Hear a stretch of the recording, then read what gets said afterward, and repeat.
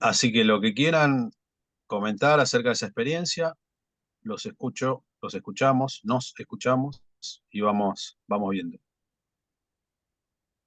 Sí, yo te cuento, esta semana entrego el trabajo de tesis final, así que Uy, te imagínate recontra que hiper estoy durmiendo felicito. 2 horas por día hace 15 días.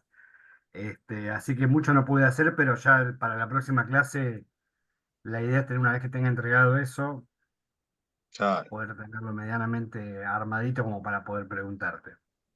Bueno, me alegro por vos, por tu carrera, y es un laburazo ese, así que no, olvídate. Pero bueno, si hubiera, lo pensaste, se te ocurrieron algunas cosas, alguna duda en lo que se te ocurrió o algo así que te parezca que valga la pena comentar, puede ser, ¿eh? Aunque no hayas hecho nada, porque yo lo que decía es No, que a ver, tampoco en lo... realidad yo el trabajo lo tengo, digamos, como bastante armado, de hecho lo tengo dividido en capítulos, porque yo te Bien, había contado, yo lo que abordo es el caso de Rumania durante de los Rumania. años del comunismo, y yo tengo una teoría de que en realidad todos esos años de Ceausescu, de la dictadura de Ceausescu, fueron un genocidio.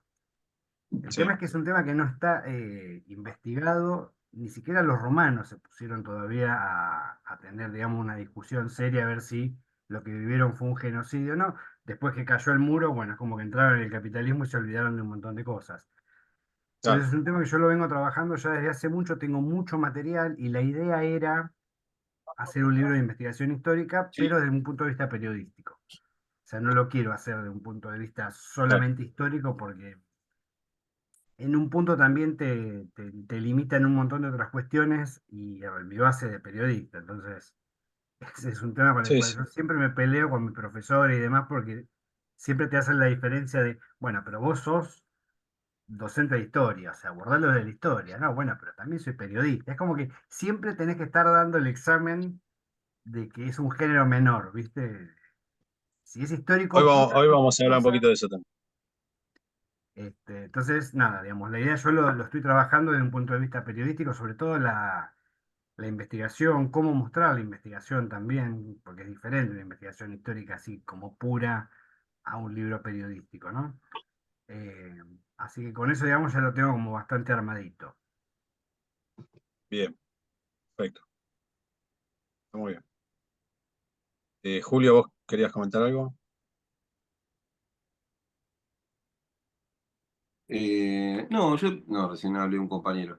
Y me puse a tipear, a escribir, como sí, como lluvia de ideas, pero no pude avanzar mucho. Digamos. Estoy intentando entre lo que sería desarrollar la hipótesis y eh, una serie de preguntas que me estoy haciendo. Pero es un poco por ahí, güey. Bien. Y con respecto a ese no poder avanzar, No, alguna cosa tiempo, tiempo algo que se real, te... Está bien. tiempo. No, no, ahí no te puedo ayudar. Yo tampoco. En el tema del tiempo no tengo esa. Pero bueno, hoy también traje un ejemplo que les voy a dejar también para ver algunas cuestiones de la introducción que ayuda por ahí a esclarecer un poco y vamos a ver algunas otras cosas. Con respecto al debate ese, yo creo que esto lo conté, lo que recién decía Nicolás, yo creo que lo conté que después de haber sacado un libro mío setentista que está escrito así con un relato de tipo novelado, eh, tuve una disputa con un historiador que Nicolás lo debe conocer, se llama Roberto Pitaluga, que dirigió el CEDINSI. Soy profesor mío, así que lo conozco bien. Bueno, no, tipo muy prestigioso igual y muy valioso todo, pero bueno, él leyó el libro y entré en un debate yo medio salvaje de mi parte, donde él decía que no era un trabajo profesional, más o menos. O sea, como que estaba como todo inventado y yo le discutía eso, ¿no? Pero se lo discutí con cierta picantez que un poco de mala educación, pero a propósito, porque lo que hice correr por ahí. Encima del debate se dio en la revista Enie, eh, que no sale más la Enie, me parece, ¿no? Sí, o sigue saliendo. Sale una vez Sale, por mes. ahora sale mensual. Ajá. Bueno, ¿y cómo estás, Rod? Hola, buen día.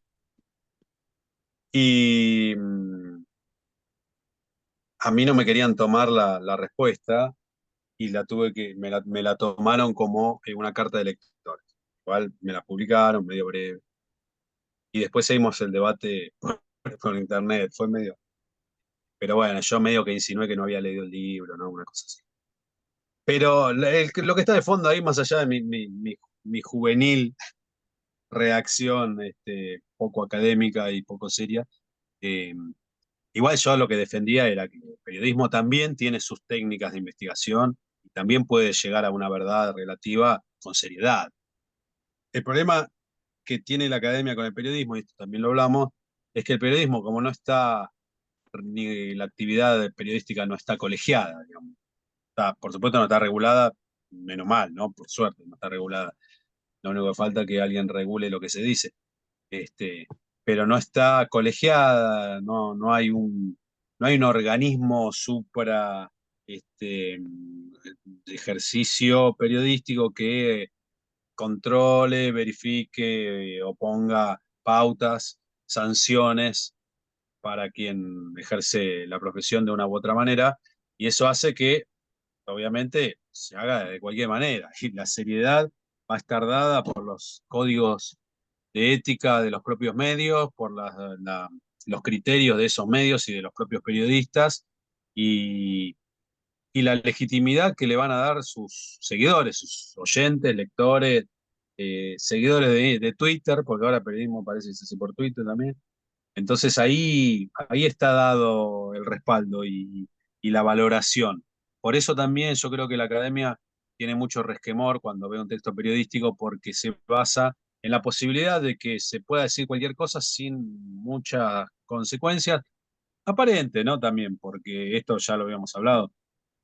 Cuando uno escribe, por ejemplo, para algún medio serio o alguna editorial seria, hay un cuidado legal bastante exhaustivo de lo que se publica y lo que se dice, porque uno puede decir cualquier cosa, pero hasta ahí, hasta un punto, ¿no? O sea, hay cualquier cosa que no se puede decir sin generar alguna reacción de quienes son aludidos, ¿no? Entonces, bueno, eh, ahí hay un control posible. O sea, la ley estipula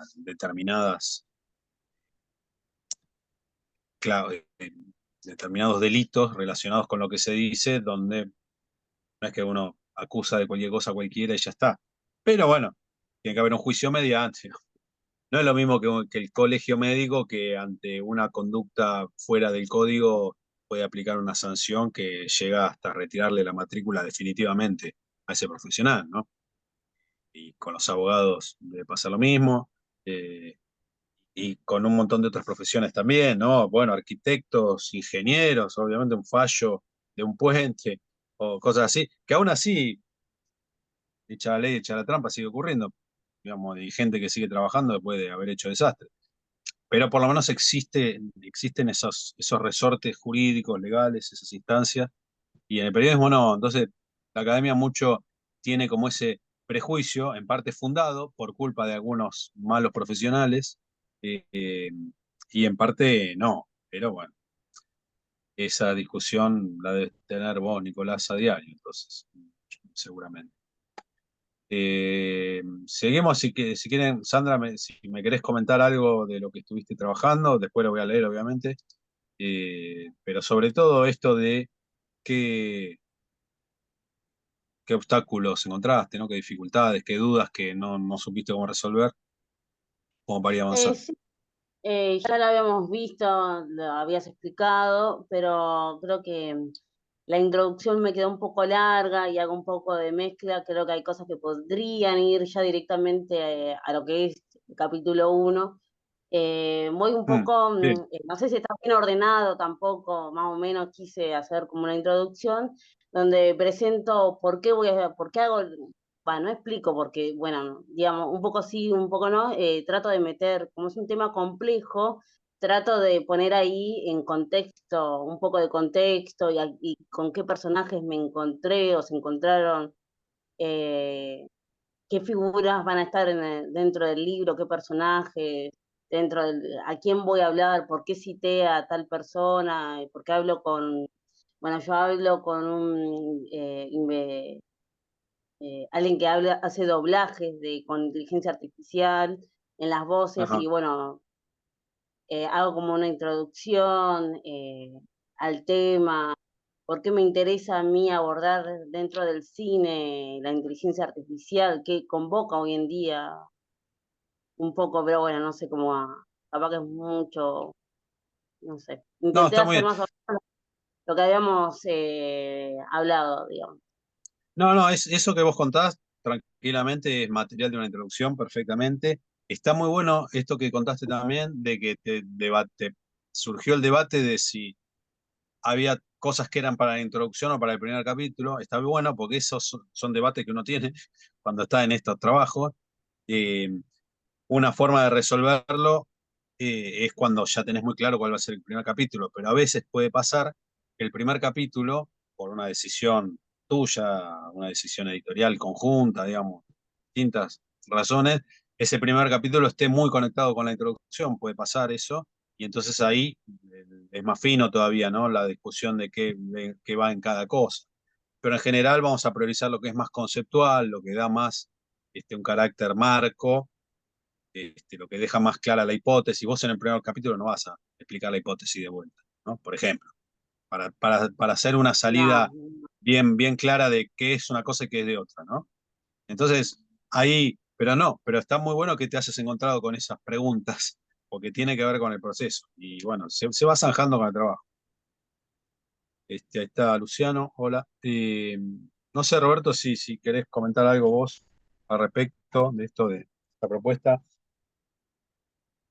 No, me quedé No hay nota pensando en acá, ¿eh? lo Así que que si comentó. no pudieron hacerlo, está todo bien. Perdón, no entendí. No, digo que no hay nota, así que Lo no, último. no hay problema si no pudieron hacerlo. Era como Ah, una propuesta para ir desarrollándolo. claro.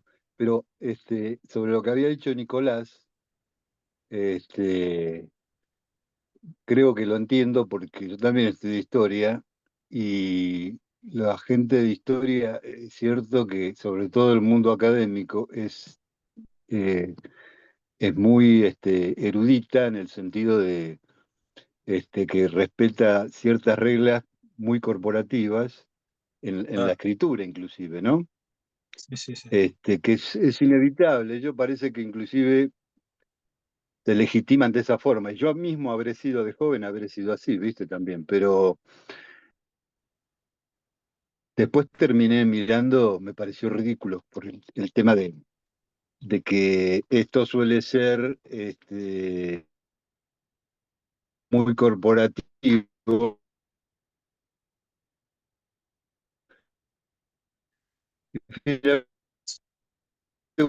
Uno termina optando por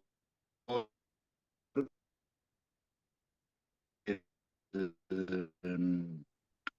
el estilo del periodismo, digamos, ¿no? Que es un estilo más suelto. Sí, a Nicolás, le quería comentar que pegados a la academia, ¿no?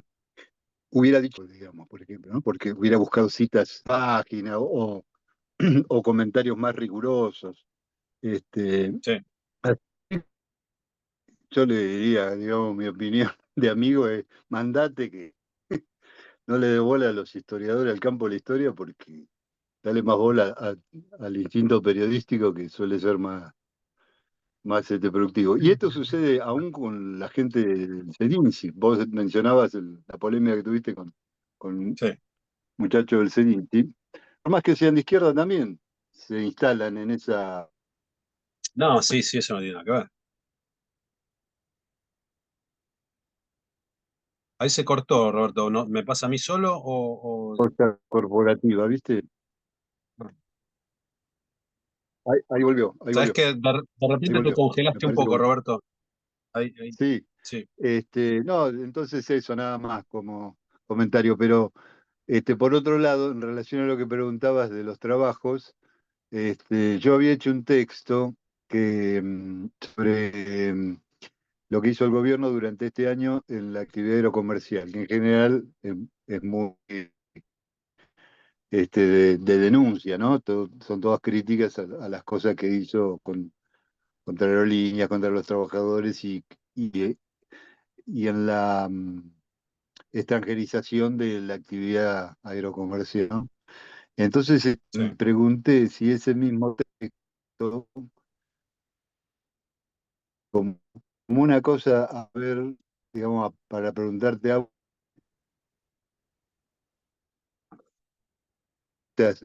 tienen mucha cancha con eso, si eso es posible, esto es un artículo de datos, ¿viste? Pasó tal cosa, tal otra, tal decreto, tal ley, hubo tal conflicto, hubo despidos, hubo... Entonces, que ver de qué forma podía ir a una, más allá de ese artículo, de pasarlo a una historia más de tipo periodístico, es decir, hablando con algunos protagonistas, por ejemplo, cómo se podría hacer. No sé, Igual no te entendí la consulta porque hay un problema con tu conexión que cada tanto se corta. Sí, Pero no te entendí la a todos consulta con respecto. ¿cómo ¿Eh? es? Se escuchó todo entrecortado, no solamente a Sí. vos te entrecortó. ¿A mí ah, también? hola. ¿Yo también? No, yo te escucho bien. Está Ah, Roberto. sí, sí, está Ah, bien. ¿puedo insistir? ¿Puedo hacerlo otra vez? Sí, claro, claro. No, que es un O sea, artículo sobre... sí, lo del artículo, sí, lo que no entendía era la consulta de qué hacer con ese artículo. O sea, ¿cuál es tu consulta con Claro, respecto al artículo? si me podía llevar al plano de una investigación así, más bien para un libro periodístico, ¿no? Mm. Este, eso mismo. O sea, ahí Sí, lo que me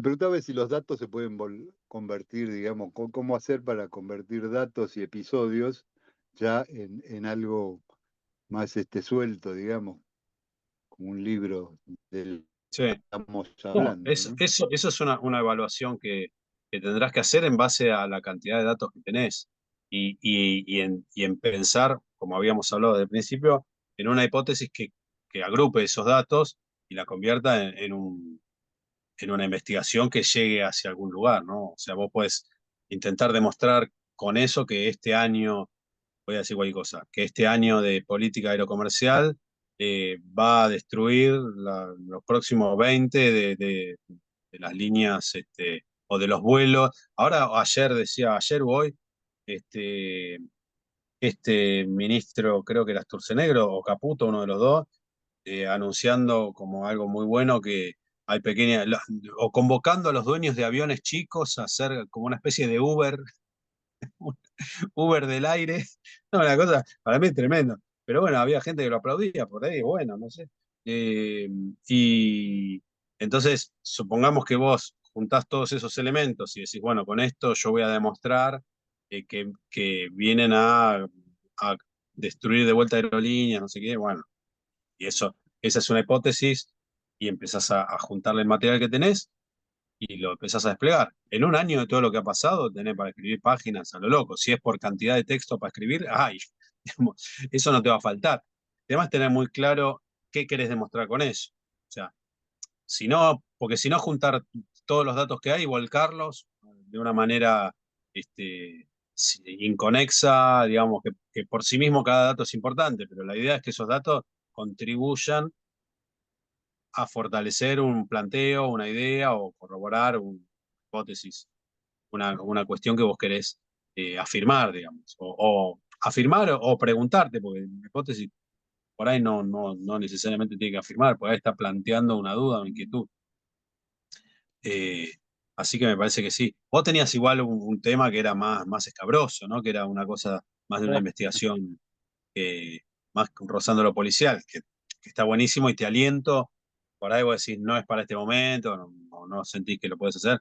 Te aliento a que lo de, no, nunca lo bajes de, de posibilidad, ¿no? Porque esas cosas además tienen mayor impacto.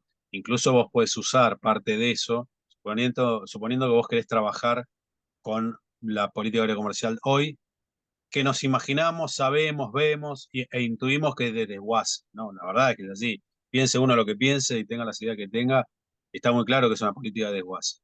Y Claro. vos querés trabajar eso, invariablemente vas a hacer alguna comparación con los 90, con las privatizaciones, con otros momentos de la historia argentina, y ahí vas a traer seguramente algo de ese tema que vos ya tenías trabajado, vas a poner, porque de alguna forma los siniestros, sobre todo en este tipo de circunstancias estructurales, institucionales, tienen que ver muchas veces con eso, con el desguace, con la falta de política. O sea, ojalá que no pase, pero yo, digamos, si pasen un Uber de avioncito, yo no sé cuánto va a pasar para que se caiga uno, ¿entendés? ¿No?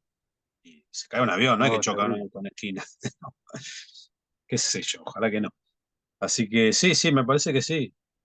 Si querés, pensá con estas consignas que habíamos trabajado, y que quede abierto, porque la idea era también seguirla para el próximo encuentro y hasta que lleguemos. Lo que pasa es que después ya vamos a trabajar con el plot, entonces ahí se va a mezclar y me parece más positivo que en el final del taller ustedes puedan escribir el plot.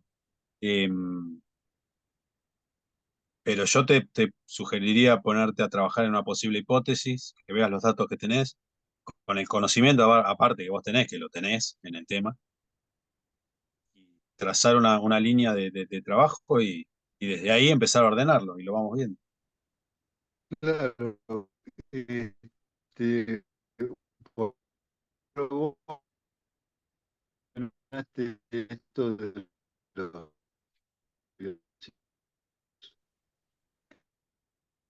que tienen aviones Uber. Bueno, yo sigo hablando a ver si me escuchan. Eh, Sí, se el, el- cortó todo, una pena. sí, bueno.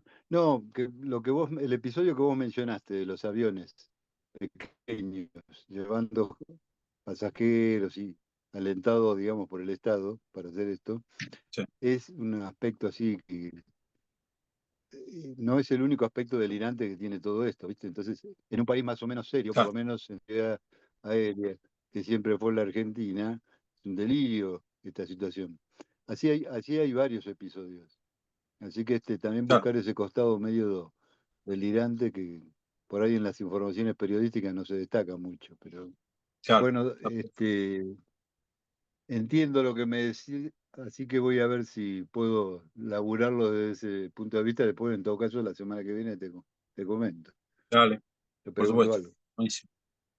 Luciano, ¿estás ahí? Te vemos tu foto, pero si querés hablar de este tema o de otra cosa, Estoy acá, escuchamos. me estoy acomodando que recién llego del trabajo, en un ratito ya participo bien. Bueno, bárbaro, no hay problema. Estoy Vamos escuchando. empezando, ¿cómo? Escuchando, bien, bien, bien, perfecto, perfecto. Vamos, vamos avanzando con los temas de hoy, que son bastantes, y no quiero que se nos venga la hora. Eh, Julio ya avisó que en algún momento se tiene que ir. Cuando tengas que ir, desconectate tranquilo, Julio, te perdonamos. Y después cualquier cosa, bueno, te pasaremos material. Un pequeño repaso de lo que habíamos estado hablando la otra vez, que estábamos ya promediando el tema de los tips para la escritura, cómo encarar la escritura. Hoy sería la última parte de esa fase, ¿no? La segunda fase de investigar, escribir y publicar, como está planteado el taller. Decíamos que el libro hay que pensarlo como un organismo total, ¿no? Es todo un ser, nos ponemos medio filosófico, pero un poco es así. Es una unidad, ¿no? Que tiene sus multiplicidades, que son los capítulos, o no, porque uno puede pensarlo no en capítulos, ordena más, lo sugiero, eh, porque los capítulos pueden estar implícitos, ¿no? Hay textos que uno se desarrollan de corrido, y uno no ve la división en capítulos, pero el capítulo está implícito igual, ¿no? Pero bueno, pensémoslo ahora por el momento en capítulos, no nos vayamos de lo común. Este, es una unidad, como decía, con sus multiplicidades, pero cada parte múltiple es parte de esa unidad. Entonces, el primer capítulo no está aislado del último y todo el resto. Entonces, son como capas solapadas, como que se van encimando y van formando toda esa unidad orgánica, y orgánica en el sentido antes dije ser vivo, no tanto en ese sentido orgánico, sino en el sentido de que funcionan cada cual con cada parte como si fuera un organismo. Así que bueno, eso lo tenemos que pensar desde el principio, desde que hacemos el proyecto, desde que pensamos el plot, cómo lo desarrollamos y por supuesto, cuando empezamos a escribir, eso tiene que operar de una manera clarísima en nuestra cabeza, porque lo que estamos escribiendo en el capítulo 1 va a tener su desarrollo por ahí más ampliado en otro capítulo, o nos va a abrir la puerta para el desarrollo del siguiente o de los siguientes capítulos. Entonces, al saber, al conocer como una especie de Dios ubicuo, ¿no? Que conocemos en tiempo y espacio de forma casi eterna, digamos, si nuestro libro fuese el tiempo y el espacio, nosotros conocemos todo lo del libro. En nuestra cabeza está todo el libro. Entonces, cuando lo vamos desarrollando por una cuestión temporal, empezamos por el primer capítulo, después por el segundo, etcétera. Pero tenemos en nuestro haber, en nuestra mente, en nuestro espíritu, es muy místico, todo el libro entero, ¿no? No sé si exageré un poco, pero quiero que se entienda ese concepto porque eso es importante y cuando eso no está, produce algunos problemas, algunos de ellos los vamos a ver hoy, y hacen que esos proyectos no se desarrollen, no encuentren lo que llamamos el punto muerto, el callejón sin salida. Recordamos, como siempre, que estamos trabajando con las dinámicas, las técnicas del periodismo, entonces nunca nos olvidemos de ese esquema de pirámide invertida, donde la información más importante es la que más vamos a valorizar. Por supuesto, esto de una forma de distribución distinta de lo que sería una crónica, una nota que leemos en un diario, porque acá tenemos justamente el desarrollo de los capítulos, y porque no vamos a quemar toda la artillería que tenemos, más importante, al principio. Pero sí lo vamos a ir mencionando, lo vamos a ir presentando, los principales temas, sobre todo en la introducción, para poder generar esta atención que necesitamos. Y después, bueno, esto ya que mencioné lo de la atención, habíamos hablado de esta dupla de tensión y atención, que son las dos cosas que nosotros tenemos que generar, tensión en nuestro relato, generar momentos de tensión para captar justamente la atención de nuestros lectores, y después, nada, con un método elíptico ir volviendo, bajando con el ritmo y volviendo a generar esas tensiones. Es como yo les había comentado, la figura de patear la pelota para adelante. Hacemos el recorrido, llegamos a esa pelota y en vez de quedárnosla, volvemos a patearla para poder llegar de vuelta a ese lugar. Eso más o menos es como gráficamente, con una imagen fácil, pero clara de lo que tiene que ser el tema de la redacción. Habíamos hablado de dos cosas interesantes, importantes, de acuerdo a cómo vamos a elegir nuestro estilo literario, esto ya lo habíamos hablado, que era algo que tenía que estar bien claro desde el principio. Teníamos la figura de la reconstrucción histórica, que esto si usamos un estilo novelado o un estilo histórico y estamos haciendo relatos de los hechos que contamos, hay momentos donde vamos a tener que reconstruir esos hechos. Y lo ideal es que nosotros podamos tener las fuentes necesarias como para poder contar como un hecho veraz y cierto alguna de esos episodios que estamos reconstruyendo. Lo que ocurre es que a veces no tenemos estas tres fuentes mínimas que nos permiten tener a nosotros la tranquilidad de que lo que estamos relatando es cierto, es algo verdadero, veraz. Por lo tanto, tenemos que acudir, perdón, a otros recursos, ¿no?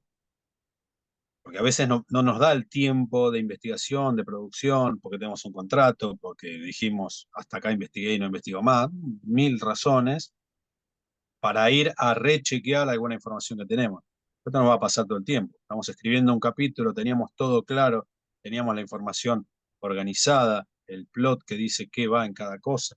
Lo estamos escribiendo y de repente algo de una entrevista que nos gustó, que en el momento por ahí no le dimos tanta importancia, lo queremos desarrollar y nos damos cuenta que nos falta un poco de información para ese desarrollo. Bueno, podemos elegir no desarrollarlo, pero somos escritores y nos gusta escribir. Entonces, puede pasar que uno diga, bueno, lo quiero desarrollar porque le aporta mucho a la historia. Me permite dar algo nuevo que si no lo cuento acá no se va a contar nunca. ¿Y qué hago? Si no tengo la información suficiente. Bueno, puedo hacer un alto y salir a buscar esa información. Revisar algunas de mis fuentes orales, los entrevistados, a ver si alguno me puede ampliar sobre eso. Buscar en alguno de los documentos que tengo. Buscar en Internet. Hoy en Internet se consiguen muchísimas cosas para investigar. Muchísimas, muchísimas. Desde textos académicos, libros enteros. Esto atenta contra nuestra producción. Pero se consiguen sobre todo clásicos, libros de bastante tiempo atrás. Bueno, distintos recursos para poder ampliar esa investigación. Pero también puede pasar que no tengamos esa posibilidad o que hagamos un relevamiento de algunas fuentes y que no consigamos ampliar eso. Tenemos una sola fuente, un solo testimonio o un solo archivo o un solo documento.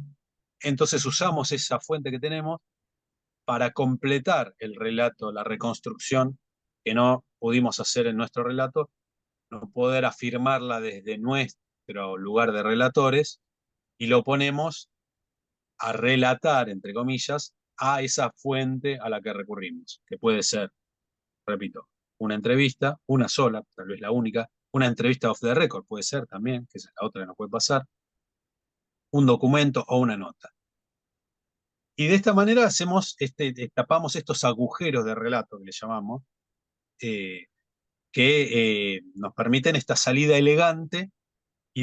¿Por qué es una salida elegante? Porque resolvemos completar el relato que nos faltaba, que teníamos un hueco, y además somos honestos con los lectores porque le estamos mostrando que ese recurso que estamos usando para completar el relato es transparente. Es decir, bueno, ¿cómo culmina esta historia? La recordaría fulano de esta manera, o el diario X dijo que se había concluido, o lo que sea, de esta otra. ¿Se entiende esto, no? Esto sería entonces la forma de desarrollar una historia que no está completa. Eh, Otra cosa más sobre esto, un recurso retórico también puede decirse, esto ustedes lo van a ver, lo deben haber visto mucho en las notas, si ustedes están relatando algo en el pasado, en general relatamos en pasado, obviamente, pero por ahí en un pasado bastante más lejano, el recurso que se puede usar es, supongamos que estamos usando el relato de uno de los personajes de la historia, que lo tenemos en entrevistas, y nos falta completar ese relato con otras fuentes, y solo tenemos el relato de él o de ella, completamos esa narración, ese episodio que estamos narrando, lo completamos con el testimonio de este entrevistado, utilizando la fórmula de tiempo después o muchos años después o que sea, puede ser en una entrevista para esta investigación o para este libro, recordaría que se resolvió de tal manera el episodio.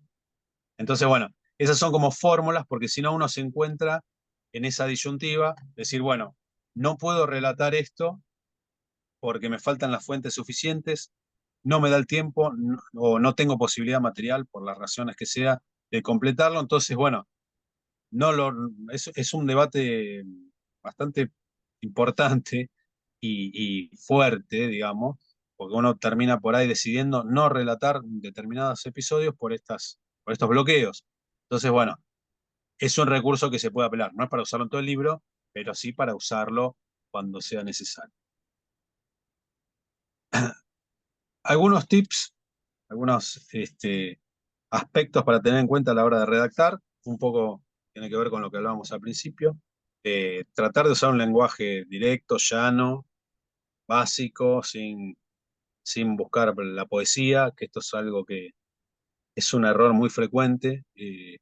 Tratar de buscarle un vuelo a la redacción, pretendiendo con eso ser poético o estéticamente superior, y la verdad es que lo que más se valora es cuando el lenguaje es llano, directo, no da vueltas, por supuesto, con palabras más o menos difíciles, porque esto hay gente que le gusta escribir en difícil, como se dice, Yo no digo que usen el lenguaje de la cola de la verdulería, que muy bien está también ese lenguaje, pero tampoco hay necesidad de ir a lo excesivamente complejo, pero sí, digamos, ser directo, conciso, adecuado en el lenguaje, pues esa es otra cosa también. Usar el diccionario, cuando uno usa una palabra dice, pero esto significa esto, y buscar en el diccionario, y uno a veces se encuentra con sorpresas, porque en el uso cotidiano del lenguaje hay muchas palabras que se usan por otras cosas, por otros significados, los que realmente tienen,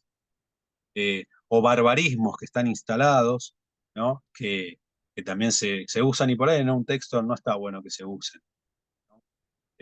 Hay uno que yo lo odio, que igual está súper aceptado, así que yo, porque soy un fundamentalista, que es, lo odio tanto que lo olvidé, eh, influenciar, ¿no?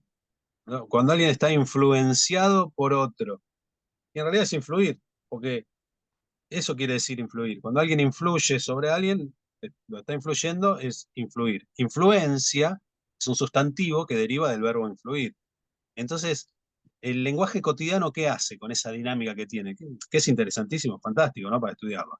¿Qué hace? Toma el sustantivo, se olvida que tenía un verbo antes, toma el sustantivo y convierte el sustantivo de vuelta en un verbo nuevo. Influenciar. Es interesante lo que pasa. Después la Real Academia dice, bueno, sí, te lo acepto, influenciar.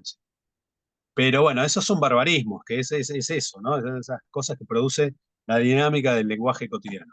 Ese no es el más grave, influenciar, porque se usa mucho y, repito, hasta la academia ya lo aceptó, pero hay muchas cosas de esas que está bueno tener en cuenta. En vez de ser poeta, más vale ser preciso con el lenguaje, preciso en ese sentido.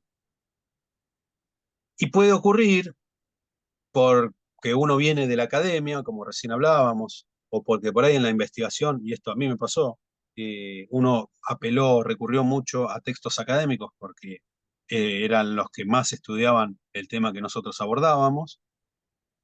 Lo que ocurre ahí es que uno se contamina de esa metodología, de esa forma de relato, de ese lenguaje, y entonces hay que estar muy alertas con eso para no caer. ¿Por qué? Porque si uno se dirige a un público en general, que no es un público lector de lo académico, le va a presentar dificultades si le ofrece un texto con un estilo más académico. Es simplemente por eso. No porque escribamos para analfabetos ni nada.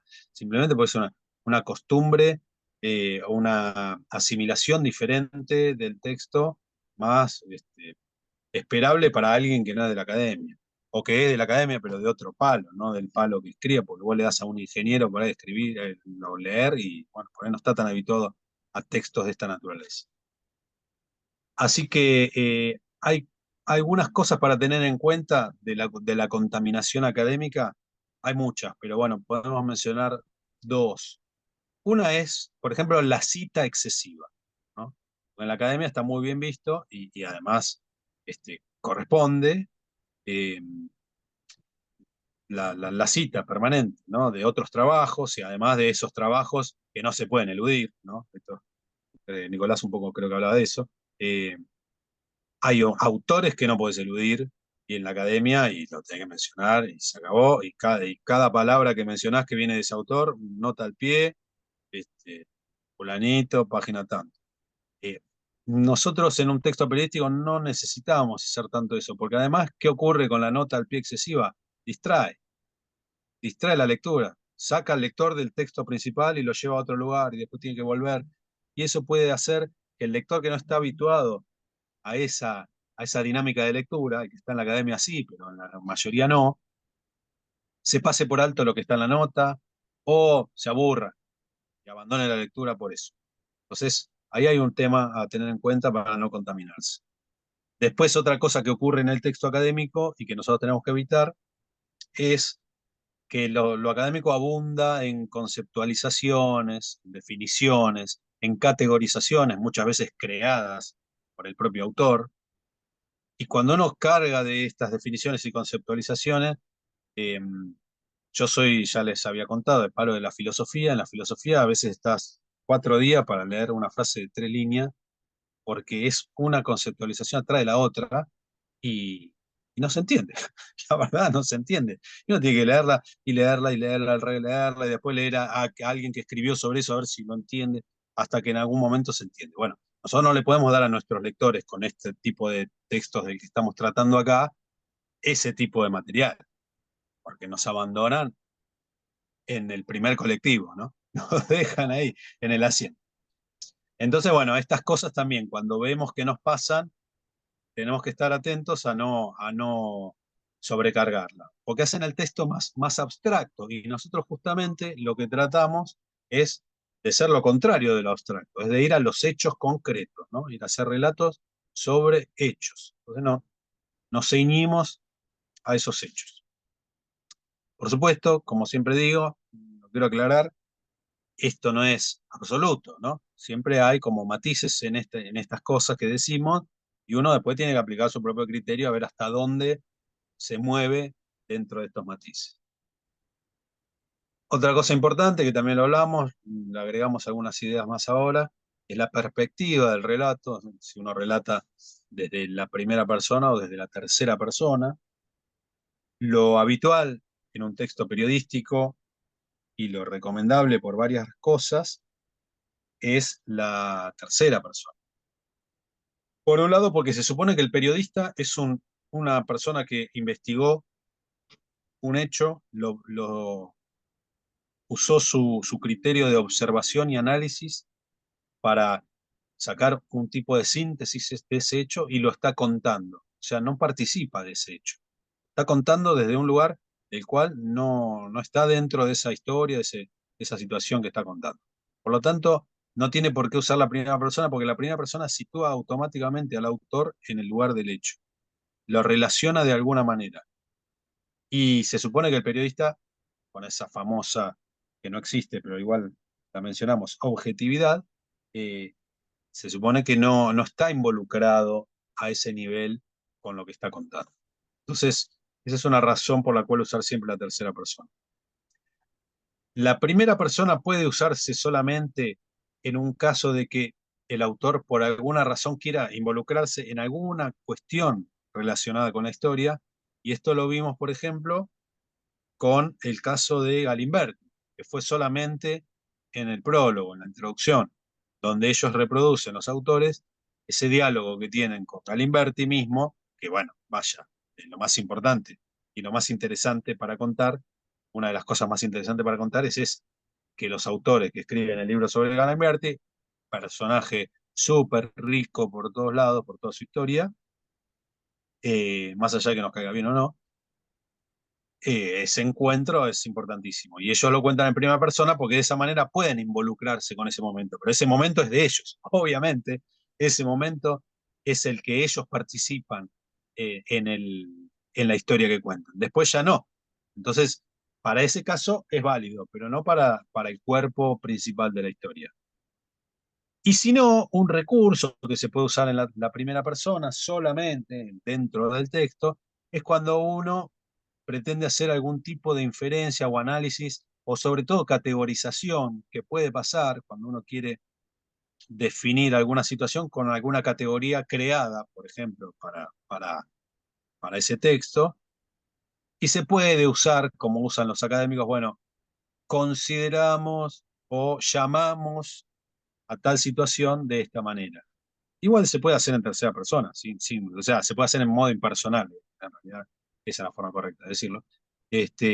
Pero si se usa la primera persona en eso, puede darle un carácter de intervención del autor para enfatizar que está diciéndolo él como autor o ella. Esa categoría la está creando, la está poniendo ahí desde su propia concepción. Solamente para eso. Todo lo demás, no. Y bueno, por supuesto en los hechos que se están narrando, por supuesto que no. Incluso, como les contaba en algún momento, de este hito de la literatura de no ficción, que es A Sangre Fría de Truman Capote, incluso cuando él se sitúa en la historia, ni siquiera lo menciona en primera persona y no se menciona a sí mismo tampoco. Después en la historia se reconoce que es él, de quién está hablando, pero les recuerdo que hay un pasaje, ya por el final, uno de los dos criminales se reunía mucho con él en la cárcel cuando estaba a punto de ser sentenciado a la horca, y eso él lo cuenta con que en esos días el criminal sentenciado tenía reuniones habituales con un periodista o con cierto periodista, pone ahí como una cuestión como para darle una, una idea de que no es cualquier periodista, que es él, pero lo menciona así, dice, se reunía con un periodista, un cierto periodista para hablar de su vida o para compartir no sé qué. Incluso después, como habrán visto en las películas que se hicieron sobre Capot, eh, incluso como que tuvo como una especie de romance, ¿no? Capot con este muchacho. Así que, bueno, eso en cuanto al tema de la persona, de la perspectiva, ¿no? Tratar de no hacer largos relatos, de cada cosa que contemos, no nos extendamos en demasía, salvo que lo necesite, por supuesto, ¿no? No vamos a cortar un núcleo central de nuestro relato porque se nos está yendo muy largo. Si vale la pena, está bien. Pero en principio tratemos de no hacer largos relatos. No se lee mucho tampoco, esa es una buena razón, pero no es solo por eso, ¿no? Hoy día sacar un libro de 500 páginas es candidato a que nadie te lo lea, eh, pero igualmente me estoy refiriendo por ahí a cada capítulo o a cada episodio que estamos relatando en cada capítulo. Contarlo, no abundar en excesivos detalles, salvo que esos detalles nos sirvan para contar algo más de lo que estamos contando, pero si no hace falta, no abundar, puede aburrir, el excesivo detalle puede aburrir, a veces tenemos la tendencia a ser demasiado descriptivos y después nos damos cuenta cuando hablamos con nuestros lectores que esas descripciones no les aportaron mucho, entonces mejor ir al punto y, y ser expeditivo. Por ejemplo, bueno, en el ejemplo que vamos a ver después en la otra hora del libro que traigo hoy, vamos a ver parte de esto. Eh, pero lo que sí quería decir es que vayan al núcleo de lo que quieren generar con cada cosa que cuenten. Hay algunas cosas que son accesorias, otras que son centrales. Las que son centrales, si quieren generar algo específico con eso, vayan directamente ahí, apunten ahí, no den muchos rodeos. Los rodeos sí sirven, que sirvan para llegar a ese punto culmine, pero apunten ahí, cañones, y vayan. O sea, nosotros en un libro que hacíamos con un colega decíamos, nosotros queremos que lloren, que cuando lleguen a tal parte lloren. O sea, queríamos que quisieran tanto los personajes y los lectores, que cuando llegaran a la parte que los matan, ya les quemé, pues, si querían leer, se los spoileé. Cuando lleguen a la parte que los matan, que lloren. Esto que queda entre nosotros, ¿no? Porque parece medio desalmado, ¿no? Para con las personas que murieron, pero es una forma de decir, bueno, queremos generar esa empatía en el lector, queremos que que simpaticen de tal forma con los personajes, que bueno, que cuando pase eso sientan la emoción que realmente tuvo, porque en realidad se trata de eso, o sea, poder transmitir la emoción que realmente tuvo esa muerte, en este caso, esa tragedia. Entonces, si quieres lograr eso, bueno, listo, anda, apunta eso. Y si los detalles te sirven para eso, perfecto, usalos, pero porque estás trabajando, fíjense, con una hipótesis, son todas hipótesis, o sea, toda cosa que estamos trabajando tiene su hipótesis de trabajo y su finalidad. El tema es no distraerse. Hay un tema que suele ocurrir cuando uno está trabajando cuando está en estos procesos, que es mencionábamos antes, el punto muerto, callejón sin salida. Eso es cuando nuestro relato, nuestro propio relato que nosotros estamos confeccionando, llega a un punto donde no vemos la posibilidad de seguir, porque lo queríamos enlazar con otra cosa y ya se nos fue hacia un lugar muy lejano de ese posible enlace y no encontramos cómo relacionarlo de vuelta. Bueno, esto puede pasar en algunos casos, sobre todo en la mayoría de los casos, cuando no está muy claro el proyecto, o sea, el plot. En ese caso es muy factible que encuentren puntos muertos permanentemente y eso puede hacer que abandonen el proyecto.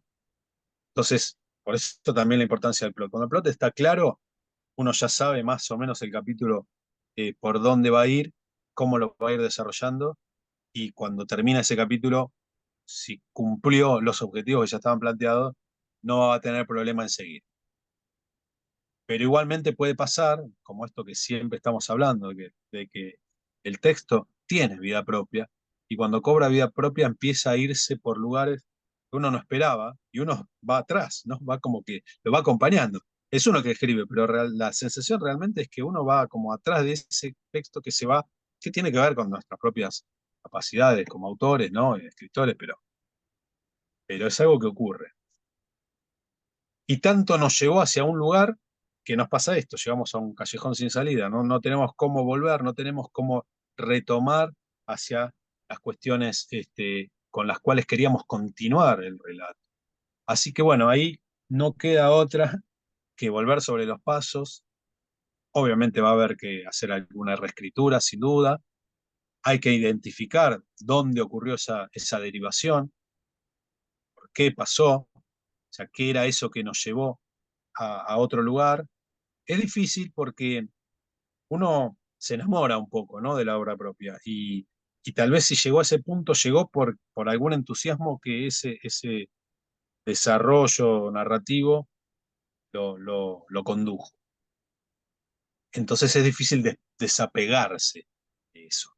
Hay como una especie de cariño, pero hay que hacerlo, hay que ser frío, encontrar justamente dónde ocurrió esa derivación y ver de qué manera podemos incorporar ese relato a lo que teníamos propuesto desarrollar. Porque eso es lo que nos va a permitir llegar al punto que queríamos llegar y de esa manera poder enlazar con lo siguiente. Acá hay que fijarse nuevamente en una hipótesis de trabajo para poder hacer eso. O sea, volver hacia el punto de partida, hacia el punto de desviación y decir, bueno, tengo que llegar a esto que me había propuesto, ¿cómo lo puedo hacer? Entonces se puede trazar algún esquema, algún gráfico, en un papel, ir contemplando cuáles son los elementos que se quieren unir, se quieren contar y cómo hacerlo. Y a veces se puede pasar que uno dice, bueno, lo voy a contar pero en otro capítulo, eso que nos desvió. Y por ahí esa es una solución. O la solución es cortar el capítulo ahí y encontrarle la manera de enlazarlo con el resto, con lo siguiente. Hay distintas maneras, pero la fórmula para encontrar el problema es ese, volver sobre los pasos y ver dónde se desvía, por qué, y contemplar esos elementos, a ver cómo se pueden reconstruir y reconfigurar en la historia. Los capítulos justamente tienen esa característica de dividir en secciones la historia. Al principio hablábamos de esta multiplicidad, hechos múltiples que conforman una unidad. Bueno, esos son los capítulos.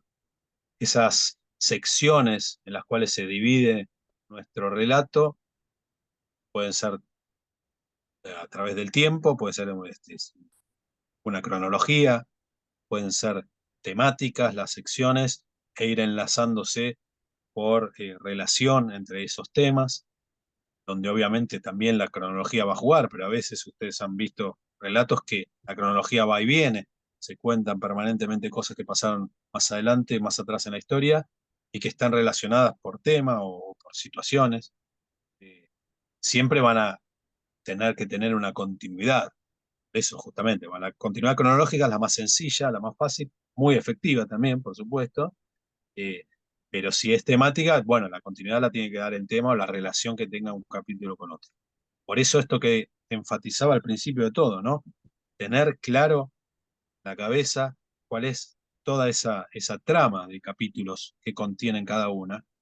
Están escritos, uno más o menos tiene una idea, sobre todo porque si es cronológica, uno dice, bueno, listo, ya voy a través del tiempo avanzando y ya es más fácil. Si es temática, las relaciones son más difíciles por ahí. Y si uno lo tiene bien claro, no va a encontrarse con una dificultad en que el capítulo 2 trata una cosa y cuando llega al 8 no tiene cosas de otro capítulo. Eso le va a pasar y entonces, bueno, tiene que tenerlo en cuenta. Pero bueno, esto es lo que va a hacer cada capítulo. Tiene su propio desarrollo, por supuesto, tiene sus propias microhipótesis de trabajo, y que en general también pueden ir desarrollando cada una de las partes más importantes de la historia que estamos contando. Puesto el núcleo central va a estar en 1 o 2 capítulos. Ahí vamos a desplegar todo lo más importante y lo más fuerte. Ahí donde explota la bomba. Ahí es el capítulo del incendio de Cromañón. No sé si vieron la serie. Este, es muy buena y muy dura. Eh, y obviamente ahí está claro esto que estoy diciendo, ¿no? Siempre las series y el cine nos ayuda también a entender esto, porque lo sacan de acá, ¿no? Lo sacan de la literatura, por supuesto. Así que también lo que les puede pasar, un poco relacionado con lo que decía antes, es que el propio desarrollo de un capítulo les haga ver que necesitan otro capítulo, que no tenían previsto, que no está en el plot, que desapareció porque empezaron a desarrollar algo. Por eso digo, relacionado con lo que decíamos antes del callejón sin salida. Empezaron a desarrollar algo, pero en este caso no es que les lo llevó a un punto muerto, sino que les hace ver que tiene mucha riqueza y que se pueden narrar muchas cosas y va a aportar mucho a la historia, pero no les va a entrar en un capítulo. Les va a desbalancear los capítulos, porque también se trata, en la medida de lo posible, de que los capítulos tengan más o menos la misma extensión cada uno. Algunos van a ser un poco más largos que otros, pero no una diferencia excesiva de extensión. Entonces van a ver que les va a quedar o un capítulo muy largo, o por ahí en el afán de que el capítulo les quede más o menos parecido al resto, van a suprimir muchas cosas que les parece que son importantes de ese episodio que están relatando dentro de ese capítulo. Entonces lo que puede pasar es que digan, bueno, viene un capítulo nuevo, entra un capítulo nuevo y eso es completamente válido, lícito, y si tienen un contrato nadie les va a decir que no pueden poner ese capítulo extra porque no está en el plot. Al contrario, eso se habla con el editor y no hay problema. Si no hay editor y están trabajando por la suya, tranquilamente puede ocurrir eso y desarrollan ese capítulo aparte, donde solamente despliegan en su totalidad esa nueva narración y listo. Bueno, hasta acá esto. Eh, Pararía 5 minutos, no sin antes ver si tienen una consulta o algo, y después seguimos con lo que sigue. ¿Cómo la ven? ¿Estamos bien? Sí. Perfecto. Bueno, 5 minutos exactos de reloj, quédense ahí conectados y volvemos. Bueno, Bueno, ok. bueno. Vale.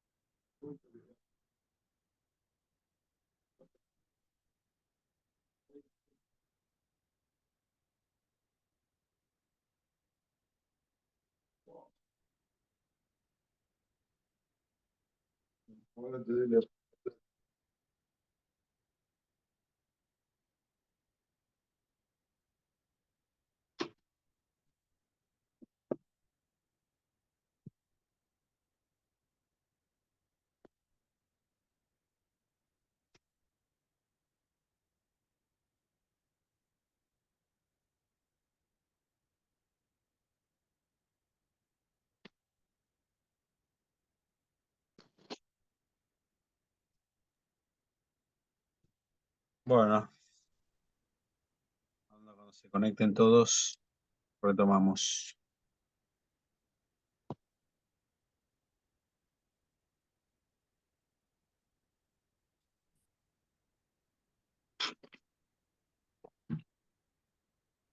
Es que me acabo de acordar, Sí, este, quería comentar por lo que decía Nicolás, viste, por el tema este de la cierta tensión que hay entre historia y periodismo. sí, Los libros de Larraqui tienen la virtud de que él estudió historia. claro, Él es o sea, hizo todo el recorrido de la UBA con la tesis y todo, ¿viste?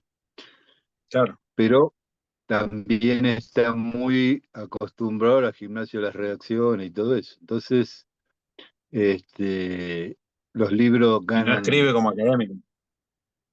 claro, justamente, no se enganchó con eso, y los libros le salen muy bien, digamos, con un relato Sí. ágil, digamos. Y además tiene la formación de un historiador, entonces tiene, tiene esa posibilidad para libros históricos de recurrir a esas técnicas, digamos, de investigación, que eso está buenísimo. Eso es genial. Claro. Le quería decir a Nicolás que se fije en esos libros porque por ahí encuentra una forma de abordaje, digamos. Exacto. Sí, y seguramente va a encontrar por ahí que los que no estamos en la historia no lo vemos, pero los que sí están en la historia pueden encontrar los rasgos esos, ¿no? Esa conexión con lo académico, pero bien, bien, como vos decís, bien eludida, ¿no? O camuflada, no sé cómo decirlo, porque tampoco es una cuestión de camuflarla. Pero Claro. bueno, lo que quería compartir, estamos todos ya, a esta Victoria conectada. Hace tiempo que no te veíamos. Les quería compartir una plaquita.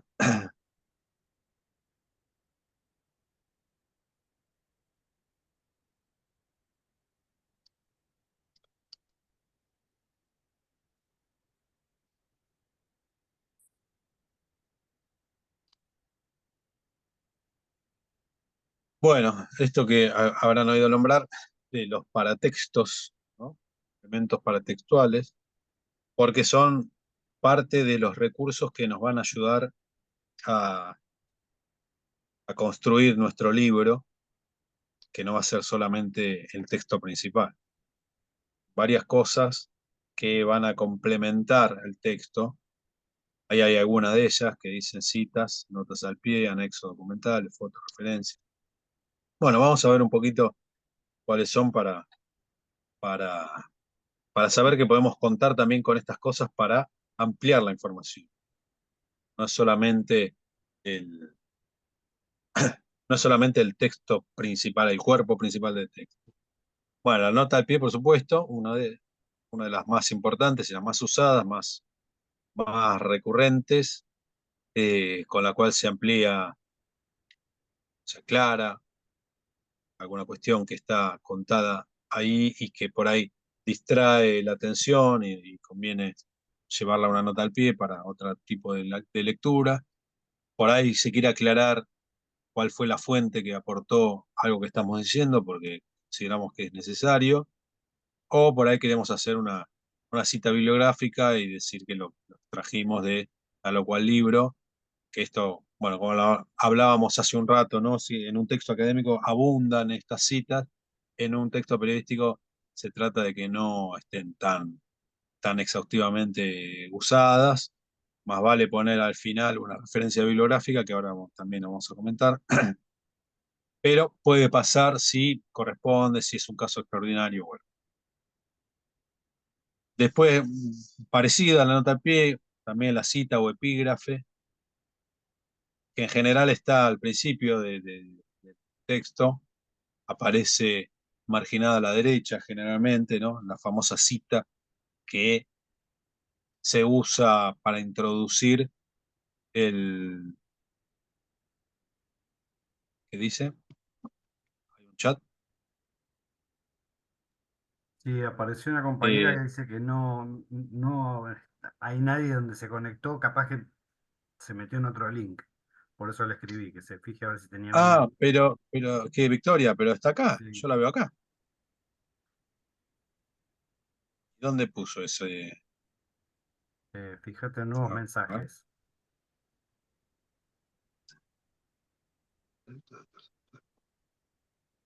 Ah, no, porque lo habrá puesto antes.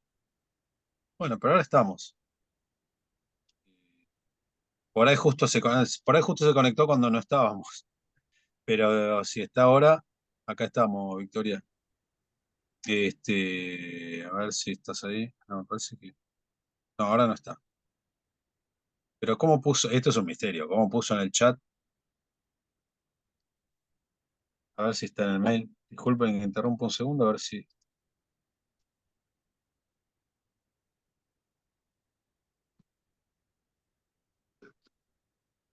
Me voy a mandar un mail. Para eso yo quería hacer el grupo. Eh, Esperen un segundito. Ah, no, pero yo tengo el WhatsApp de ella. Se lo voy a mandar.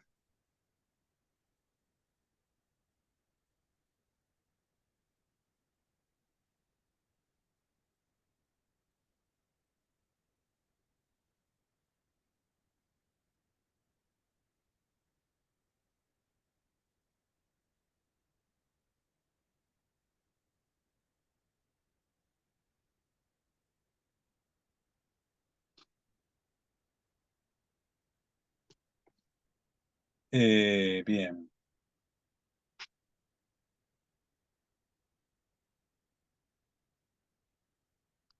Bueno, les decía entonces la cita que aparece marginado a la derecha, ¿no? Siempre con algún tipo de mención, alguna declaración de alguien de una cita, concretamente, ¿no? Y que sirve para, bueno, poner un poco una idea de por dónde va a ir nuestro texto, por dónde nos vamos a empezar a desarrollar el relato, ¿no? Es la típica cita de algún autor que se pone. No siempre está tan relacionada, pero por ahí el autor de la investigación quiere con eso reflejar alguna tendencia, alguna idea de lo que va a contar, pero bueno, eso se usa mucho. Algunos, cada capítulo que empieza, ponen una cita, entonces de esa manera, bueno, utilizan esa cita o epígrafe para complementar no tanto una cuestión informativa, mejor dicho, en absoluto una cuestión informativa, pero sí complementar por ahí una tendencia o una idea que quiere transmitir en la escritura y que no lo puede usar justamente en el cuerpo del texto. Podemos apelar a anexos de documentos que podemos poner al final del libro, que son, bueno, gráficos, tablas, cualquier material adicional que nos sirva para complementar lo que estamos usando, diciendo, entrevistas, alguna parte de una entrevista importante que hicimos, la podemos poner, transcribir tal cual, por ahí algún segmento importante que queremos destacar por algo que contamos en la narración. Puede ser un fragmento, puede ser toda la entrevista, supuesto que si es muy larga no, pero esto se usa mucho. Y después, parecido, pero se usa el nombre de inserts, de fotos sobre todo, ¿no? Que eso está bueno porque si la editorial lo permite, porque es más caro el insert de fotos porque se hace en papel ilustración, justamente es un pliego que se inserta en el medio del libro, que con un papel diferente en general, si es color, por ejemplo, y, y ahí se pueden poner fotos. Estamos contando algún hecho histórico y tenemos imágenes que nos dieron los entrevistados o que fuimos consiguiendo de archivo, las publicamos Y es muy interesante porque eh, generamos una especie de- convertimos el libro en una especie de elemento visual, ya no es solamente lectura, no hay una cosa de imagen, es imagen y lectura, no hay sonido, pero hay imágenes. Y está bueno que para el lector está bueno encontrar los rostros, por ejemplo, de las personas sobre las cuales estuvo leyendo, o eh, la, qué sé yo, una explosión o alguna tragedia, y tener esas imágenes después de contarlas también es interesante porque amplía mucho la información, ¿no? Con la imagen. También se pueden hacer, en el insert de fotos se pueden hacer facsímiles de, por ejemplo, la tapa de un diario que relató algo importante para nuestra historia, se pone ahí. Eso puede ir también en el anexo, pero en otro tipo de impresión, va, ¿no? El anexo es una impresión por ahí más rústica. Lo que decíamos hace un rato, ¿no? La referencia bibliográfica, todas las obras escritas que usamos para la investigación, las vamos a poner también en un listado, ahí al final del libro, con todos sus elementos. Ahí sí nos vamos a acercar bastante a lo académico, porque conviene copiar por ahí las normas, ¿no? Las normas de citado, la ZAPA y todas esas, poder usar el sistema que se usa en lo académico para ser preciso en los títulos, la editorial, el año de publicación, todo eso que se usa, porque es el momento donde por ahí nos conviene más poner eso. Quede claro cuáles son los libros que leímos. Investigación. Es cierto que acá hay un poco de exageración, porque a veces uno recurre a un libro para leer una página nada más, de sacar un solo dato, y después en la referencia bibliográfica se pone ese libro entero. Pero bueno, esto pasa siempre. Eh, y después eso engorda la lista bibliográfica y tenemos 25 libros, de los cuales realmente leímos 4 o 5, y de los otros solamente extrajimos datos. Pero bueno, esto se puede aclarar también. Vamos a ver, vamos a ver una manera de hacerlo, pero no es necesario, y la verdad es que es un trabajo excesivo que, bueno, si se quiere hacer, se puede hacer. Tenemos también como un elemento paratextual el listado de fuentes, así como tenemos el listado de libros, las fuentes a las que recurrimos, que pueden ser más de los entrevistados, otro tipo de fuente, ¿no? En general se pone la lista de entrevistados, por orden alfabético, o como sea, en algún bloque o en lista, y después se puede usar también otro listado que no son libros ni son entrevistados, pero que son, qué sé yo, oficiales, algunos sitios web, que no necesariamente son informativos, ellos, el sitio de la ONU, por decir un ejemplo, ¿no? Así que eso también contribuye a la información que estamos dando, porque son elementos que nos permiten no tener que estar aclarando todo en el texto. Y en el texto principal nos dedicamos a contar la historia, y en estos elementos paratextuales complementamos la información. El índice, aunque parezca obvio, también es un paratexto. Acá me está faltando uno, ¿no? Este es el último. Sí, me está faltando uno que es el índice onomástico, que no lo incluí. Después, cuando les pase la plaquita esta, lo voy a incluir.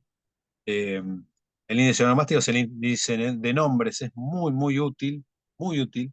Eh, Onoma es la palabra griega para nombre, digo, ya que estamos, por eso se llama onomástico. Eh, Esto es muy útil para cuando uno quiere leer o releer alguna parte del libro, o quiere ir a buscar específicamente dónde está mencionado en ese libro algún personaje. No es fácil de hacer, por eso no se hace siempre. Las editoriales, para hacerlo, recurren bueno, a gente que se dedica a hacerlo y que le lleva un trabajo. Puede estar medianamente automatizado últimamente, pero ustedes calculen que lo que hace el índice onomástico es ubicar a todas las personas mencionadas en el libro, por orden alfabético, obviamente, y al lado del nombre, las páginas en las que figuran. Repito, esto como lector tiene una utilidad magistral. Eh, Te hago una y consulta, está muy, no es solamente de personajes, ¿no? Lo podés usar también para hechos históricos, suponete, no sé, Segunda Guerra Mundial, bueno, te direcciona todo lo que está referido a un tema también. Sí, pero ya no es el índice onomástico, es otro tipo de índice. Sí, se hace con eso también, pero el de onomástico es de Ahí sería personas, un nada más. temático, índice temático. Claro, claro, exacto. Sí, sí, sí. Sí, o también se hace también el índice de siglas, esa es otra cosa que tendría que agregar. Mira, me lo voy a anotar, onomástico y siglas, así lo pongo en la placa cuando se las comparta, está completa. Eh, Porque por ahí uno trata algún tema político, institucional, que involucra a muchas organizaciones, instituciones que tienen distintas siglas, sindicatos, ¿no? Y entonces hace el índice de siglas para que después la gente no se pierda, ¿no? Al leer o entre qué era cada cosa, porque si cada vez que uno menciona una sigla va a tener que hacer la aclaración de qué es, convierte el texto en un fárrago, ¿no? Entonces la menciona una vez, después usa la sigla, y si el lector se pierde, bueno, acá tenemos un visitante inesperado. Anda para esa línea.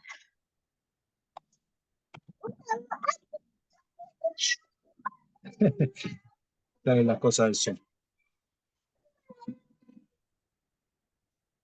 Bueno, estábamos en la sigla. Uno se pierde con la sigla de las instituciones que representan o que significan, y entonces también se puede agregar.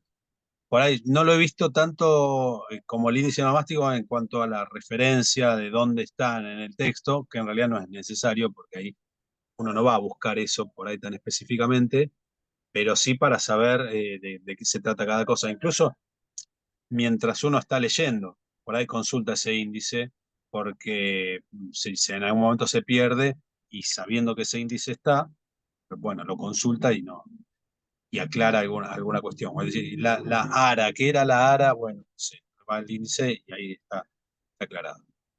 Y este otro que está acá, el índice ya de capítulos, el índice de temas del libro, que por supuesto es algo que habitualmente encontramos, pero eh, en un libro por ahí de investigación periodística tiene una función, como en los libros académicos también, donde no solamente tiene un título, que puede ser un título de fantasía que uno pueda elegir para darle una idea de lo que se va a leer, sino también unos pequeños resúmenes de cuáles son los temas que están ahí condensados en ese capítulo, y, y eso sirve también para agilizar la lectura y para darle a conocer al lector qué va a encontrar en cada capítulo. Incluso para generarle una lectura más independiente o anárquica, que a veces no es sugerida, porque no es lo mismo un texto de esta naturaleza, leerlo por partes, o sea, ir saltando capítulo a capítulo, porque uno generalmente trata, como venimos hablando, de relacionar un capítulo con otro, pero también permite eso, sobre todo en la relectura, ¿no? En la relectura es más útil eso. Y el prólogo y el epílogo, ¿no? Aunque también parezca una obviedad, ya lo veníamos hablando en encuentros anteriores, también son para textos porque también funcionan en este sentido, ¿no? O sea, introduciendo la historia, introduciendo el marco teórico, introduciendo el tema que vamos a desarrollar, los temas que vamos a desarrollar y los puntos más importantes, y el epílogo donde le damos una conclusión, o al revés, podemos dejar abierto el tema para un posible desarrollo futuro o para que el lector considere que es un tema que tiene una apertura y que puede continuar para un lugar o hacia otro, ¿no? No necesariamente darle un cierre. Así que bueno, esos son un poco estos paratextos, puede haber alguno más, sin duda, pero esos son los principales.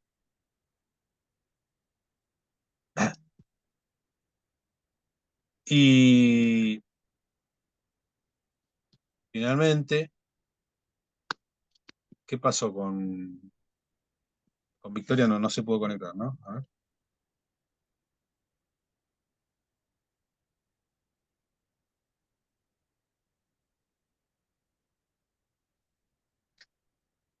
Y finalmente lo que quería trabajar ahora era el libro de Berbisky, lo habíamos mencionado, Robo para la Corona, Después yo se los voy a subir a la carpeta también para que lo vean. Tiene algunas marcas. Esta vez me encargué de que se vean. Eh, y que, bueno, tienen que ver con algunas cosas de las que estuvimos hablando hoy, así que lo van a poder aprovechar. Antes de pasar a eso, alguna consulta, algún comentario? Bueno, aprovecho para tomar agua. Eh, bueno, lo tengo que pasar, lo tengo que compartir. Sí, Tenía una sí, te pregunta. escucho. Los trabajos de investigación, ¿sí o sí tienen que tener una conclusión o no tienen que tener una conclusión o se le da una conclusión o tiene que marcarle, uno como escritor marcarle una conclusión o que la persona saque su propia conclusión? Las dos cosas. Siempre es interesante, es un punto interesante este. Siempre hay una intención de que el lector saque sus conclusiones, y esto tiene que ver con esta cuestión que hablábamos antes de que el periodista desde su lugar lo que hace es tratar de ser objetivo y presentar los hechos. O sea, no tratar de direccionar las conclusiones del lector con las propias, sino en todo caso, si uno pretende llevar a una dirección de esas conclusiones, que sea con los hechos que está mostrando. Porque eso sí ocurre, obviamente. No existe la objetividad real, ¿no? En ese sentido. Pero uno con los hechos que cuenta y con la forma en que recorta esos hechos que nos va presentando, puede dirigir las conclusiones. Pero siempre es mejor que esas conclusiones las saque el lector por su cuenta, en todo caso, con la información que nosotros le estamos brindando, a que se las demos nosotros. Es más transparente, es más efectivo además, y bueno, tiene más que ver con este tipo de relato, este tipo de dinámica. Y ojo, una aclaración antes, me parece que ibas a decir algo, pero déjame aclarar una cosa. El, que yo esté diciendo que podamos dirigir sus conclusiones con los hechos que estamos contando no quiere decir que nos guardemos información para que la gente piense una u otra cosa, ¿no? Nosotros tenemos que ser honestos con la información que tenemos y ser equilibrados en ese sentido y brindarla de una manera. Lo que pasa es que hay como un privilegio que uno termina haciendo de una información por sobre otra, de la manera en que lo presenta, que invariablemente va a generar una dirección, un direccionamiento de quien lee, por lo menos de quien lo presenta, hacia un lugar determinado, o un análisis o una mirada en particular. Pero por supuesto brindando equilibradamente la información que tenemos. Lo que habitualmente se denomina las dos campanas, ¿no? O sea, no quedarnos solamente con una versión, sino tratar de brindar, por eso lo de las tres fuentes también, de brindar las distintas versiones que hay sobre un tema, eh, para equilibrar en ese sentido. Pero, por supuesto, uno igual termina haciendo un direccionamiento de lo que está contando.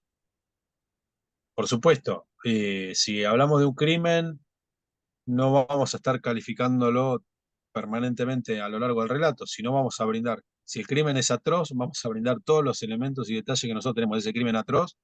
Uso como ejemplo el crimen porque es lo más fácil y lo más obvio.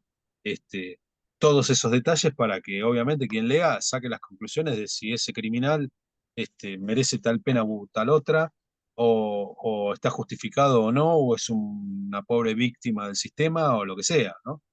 Entonces, ahí no hace necesario que nosotros concluyamos en nada.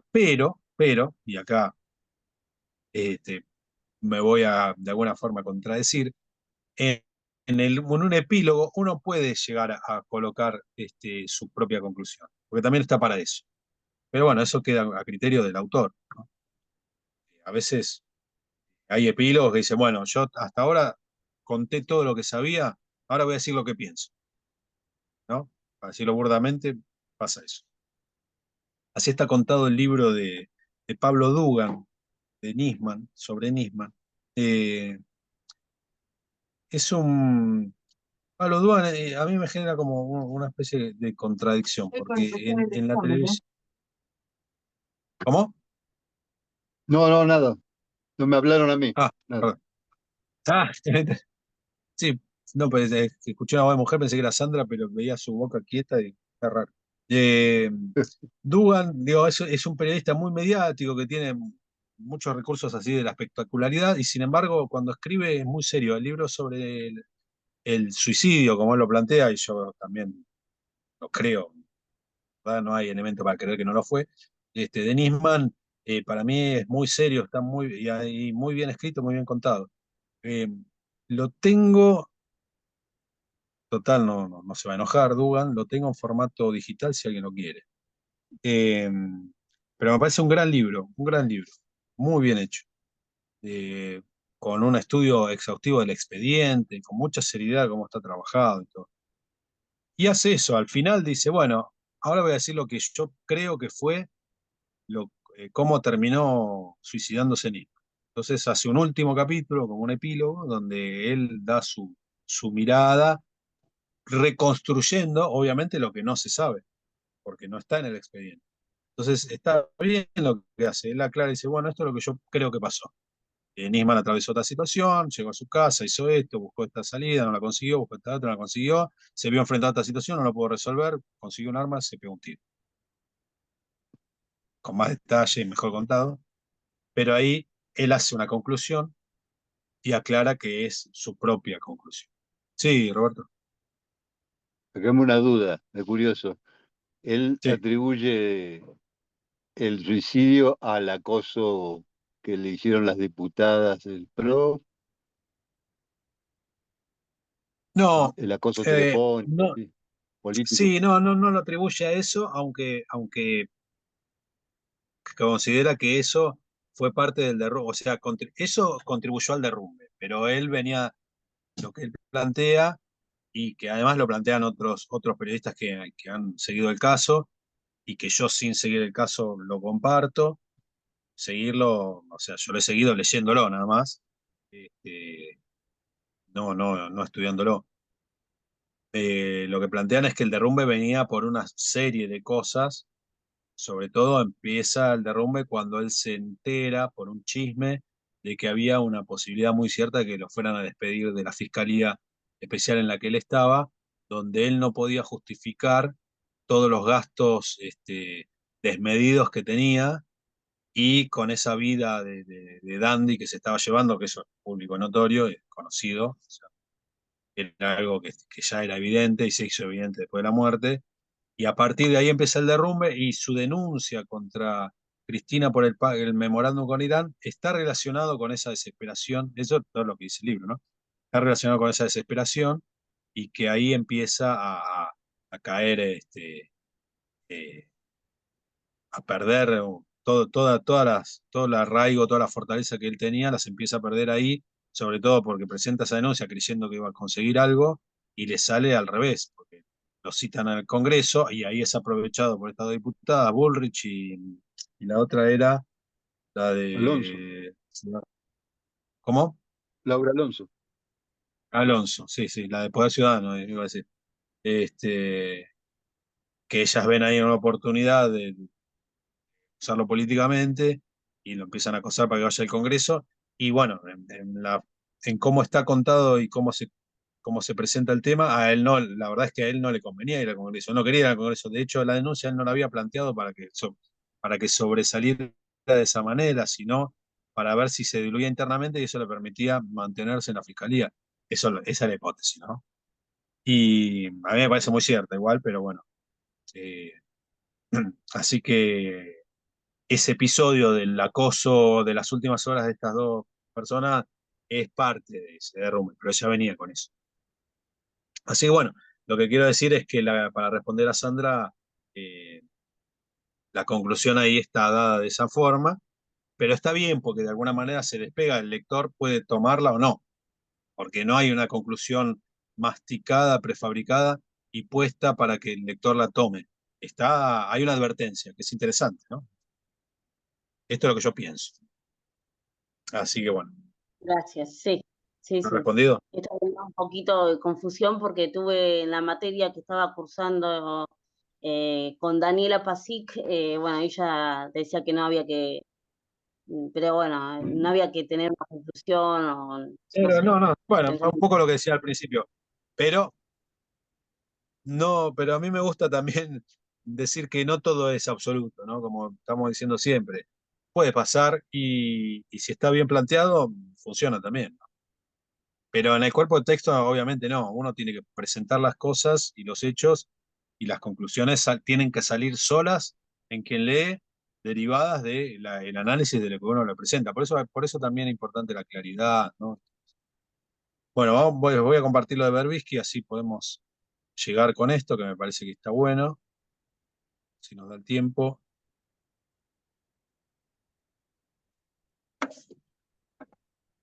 Bueno, está Robo para la Corona, libro de 1991, Ecoplaneta, eh, Robo para la Corona, los frutos prohibidos del árbol de la corrupción. Una cosa de, una cosa de la introducción importante que nos sirve mucho en cuanto a lo que venimos hablando, ahí lo presenta como argumento. Fíjense qué interesante también, ¿no? Esto políticamente tiene un nivel de debate altísimo e importantísimo. Estamos hablando del año 1991 y dice, lo nuevo no es la corrupción, sino el debate sobre ella. Esto adelanta 20 años el lawfare, ¿eh? Esto Berbisky, la verdad que en estas cosas tiene una mirada, una visión impresionante. Porque en un momento donde se estaba hablando de la corrupción como la gran cosa, donde se le adjudicaba al gobierno de Menem permanentes actos de corrupción, y no porque no los hubiera, porque los hubo también, eh, y Berbisky desde un lugar completamente crítico y opuesto a las políticas de Menem, lo primero que dice en este libro, que se titula Robos para la Corona, es, lo nuevo no es la corrupción, sino el debate. Dice, si la sucesión de gobiernos elegidos por el voto no parece amenazada, se refiere a que no parece amenazada ya a esta altura de la historia, en 1991, por golpes militares. Dice, está en cuestión el modo en que ejercen el poder y el propio debate sobre la corrupción requiere precisar antes la materia a la que se refiere, ¿no? O sea, hay una instalación de un debate sobre la corrupción que es, en este momento, en el que está contado del libro, y obviamente en estos días nuestros, es lo que amenaza hoy día a un gobierno. Hoy día un gobierno está más amenazado por una acusación de corrupción y causas judiciales que por cualquier otra cosa. Sean válidas o no, justificadas o no, estoy fuera de cámara, ¿no? Ahí está, ahí me puse. Sean justificadas o no las acusaciones, ¿no? La subvaluación de una empresa pública en venta puede fundamentarse con razonamientos técnicos, de aparente neutralidad ética, pero con sus consecuencias son miles de millones de veces más nocivas que el pago de una comisión para activar un trámite. Esto es fantástico, fantástico el nivel de debate que plantea, ¿no? Y está muy bueno, porque es cierto que la cometa, ¿no? Esto de el sobre para agilizar un trámite, para decir, bueno, te saco esta obra rápido, pero poné la mía, el Diego, todas esas cosas que sabemos que existen, son graves, son malas, son cosas que hay que erradicar. Pero acá lo que está diciendo es, pero más grave y más nocivo para una nación es, por ejemplo, vender una empresa pública al 10% de lo que vale. Eso es mucho peor. Eso es más corrupción que lo que realmente se instala para debatir. O sea, nos distraen con la corrupción chiquita, más vale que toda es mala, pero no digo la corrupción grande de guante blanco, ¿no? Más o menos eso es lo que está planteando. Y acá habla del libro, ¿no? Dice, no es una enciclopedia de episodios corruptos, es que los hay, abundan, dice, pero el propósito es aportar información y análisis para que el lector pueda discernir algunos puntos centrales, ¿no? Lo que hablamos antes. Y entre esos puntos centrales yo marqué estos dos, que en determinados casos la corrupción es el precio que se paga a los individuos por participar en decisiones contrarias al interés general y a las que fueron sus propias convicciones, ¿no? Es decir, un político que llegó al poder con convicciones y con promesas y con compromisos con un sector social con el cual se veía identificado y representaba, termina volviéndose eh, un artífice de ciertas políticas del poder gracias a la corrupción, ¿no? Es así.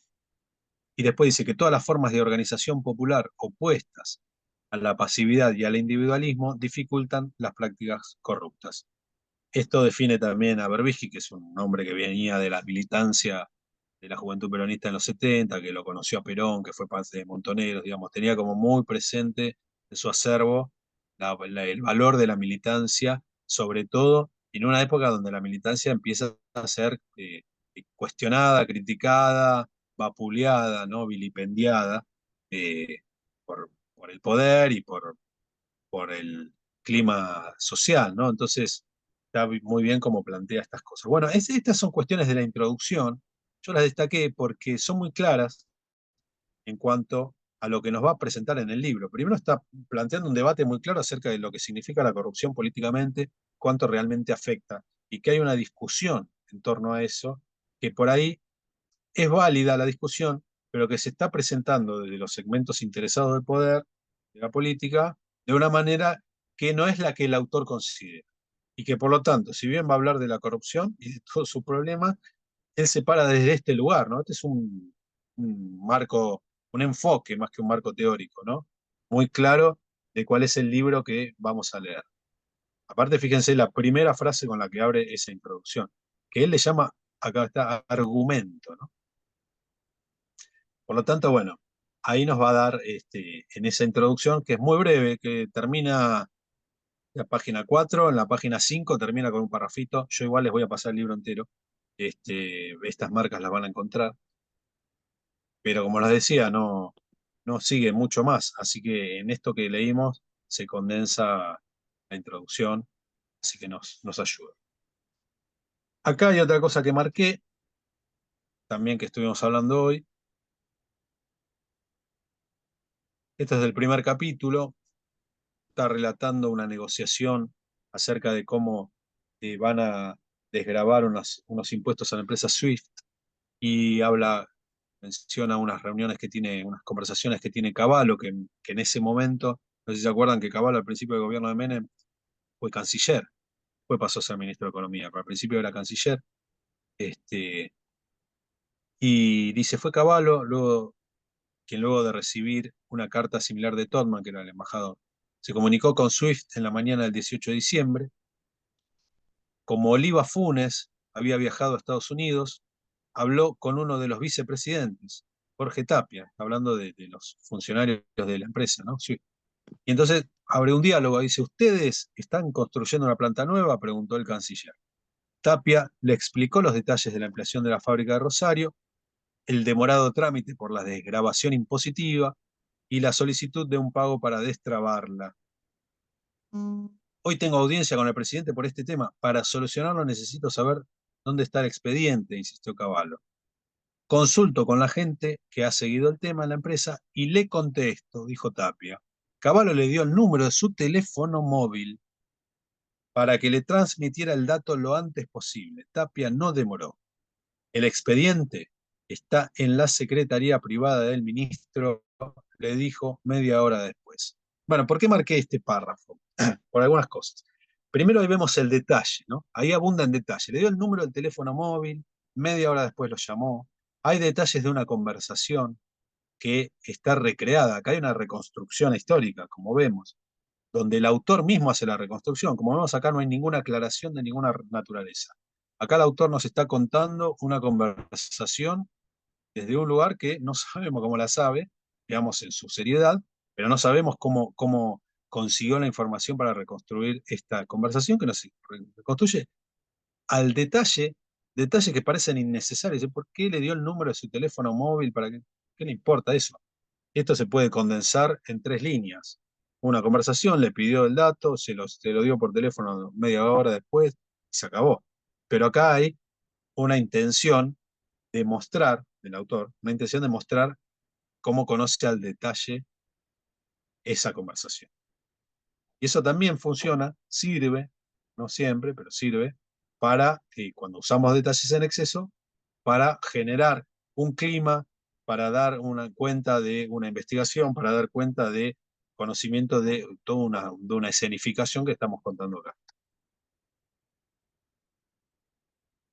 Evidentemente también acá revela otra cosa, no revela, pero pone como en cuestionamiento otra cosa que a nosotros nos tiene que importar mucho, porque yo les decía, y hablamos, de que cuando a partir de mi sugerencia, mi propuesta era que a partir de este taller, cada vez que leamos algún libro periodístico, lo leamos no solo con el interés de un lector que aborda un tema y quiere conocer sobre ese tema, sino también con la mirada atenta de un investigador que va captando en la lectura cuestiones de la cocina de la investigación. Y acá nos plantea una interrogante. ¿Quién le contó esto a Berbisky? ¿Se lo contó Cavallo? Es difícil que se lo haya contado Cavallo para un libro donde Cavallo no iba a quedar bien parado. Pero podría ser. ¿Se lo contó el dueño de la empresa Swift, el director?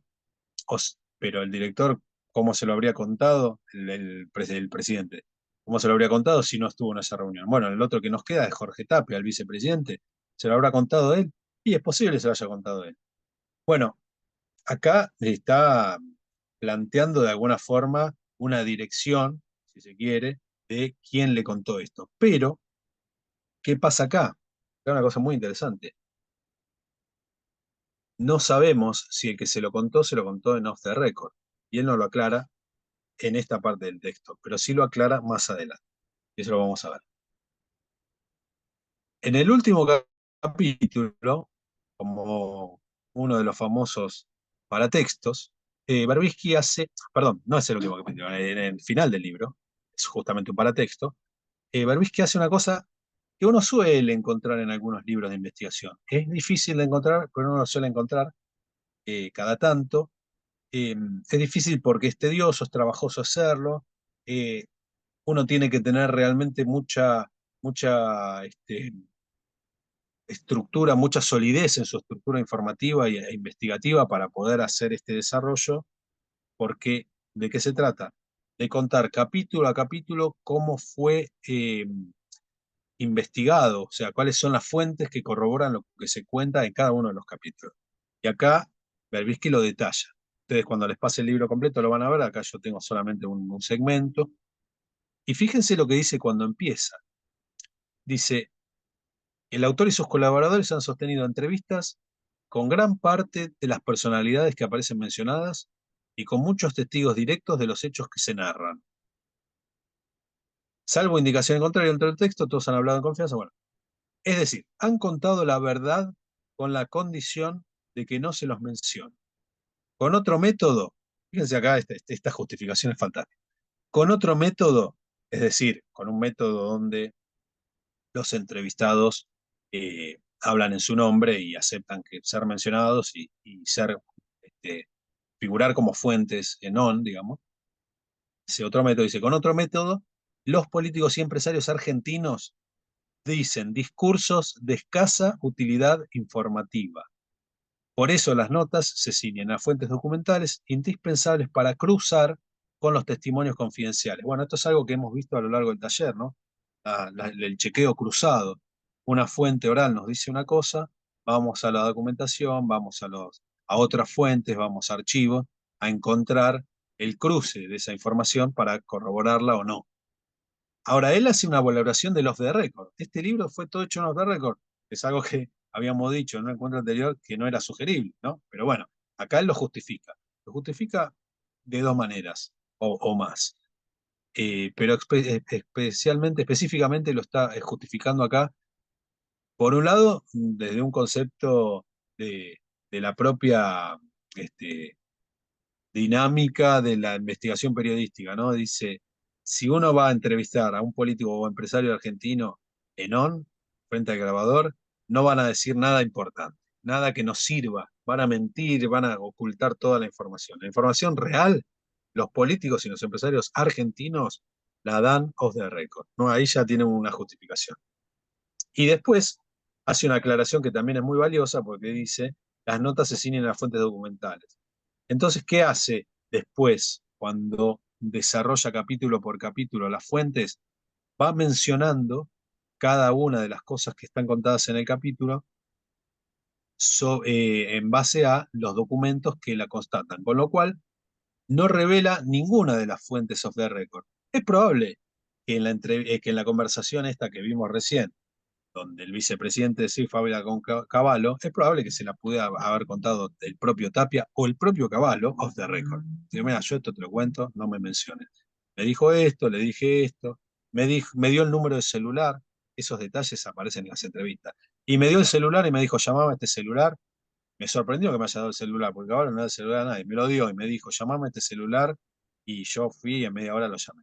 Es posible, está muy claro, pero acá lo que está haciendo Berbisky es guardarse, reservarse ese off the record, porque aparte del off the record es un acuerdo, ahora si me queda un minuto voy a hablar de eso, eh, y va a cruzar esa información con otras, con otras fuentes.